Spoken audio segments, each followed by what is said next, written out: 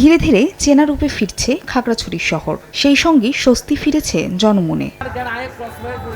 শনিবার সকালে যুগ্ম ছাত্র জনতার মিডিয়া সেল থেকে পাঠানো প্রেস বিবৃতিতে অবরোধ কর্মসূচি পুরোপুরি প্রত্যাহারের কথা জানানো হয়। বলা হয়, প্রশাসনের সঙ্গে দ্বিতীয় দফা বৈঠকে আহত ও ক্ষতিগ্রস্তদের মানবিক সহায়তা দেওয়া এবং প্রশাসনের আশ্বাসকে আংশিক বিবেচনায় রেখে এই সিদ্ধান্ত নেওয়া হয়েছে।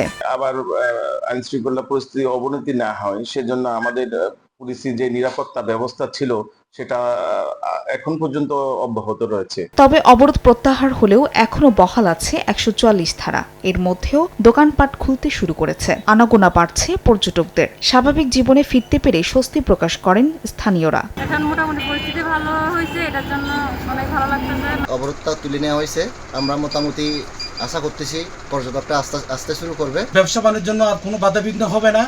আমরা সুন্দরভাবে জীবনযাপন করে এই সবাই একসাথে মিলেমিশে করে কাজ করতে চাই। এর আগে ২৩ সেপ্টেম্বর রাতে মারমা কিশোরীকে ধর্ষণের অভিযোগ এনে যুগ্ম ছাত্র জনতার ব্যানারে সড়ক অবরোধ কর্মসূচিতে উত্তাল হয়ে ওঠে খাগড়াছড়ি। সহিংসতায় গুইমারায় নিহত হন ৩ পাহাড়ি, আহত হন ১৬ সেনা সদস্য, ৬ পুলিশ সহ অন্তত অর্ধশতাধিক পাহাড়ি বাঙালি। এছাড়া ভাঙচুর, অগ্নিসংযোগ ও লুটপাট হয় অর্ধশত বাড়িঘরে।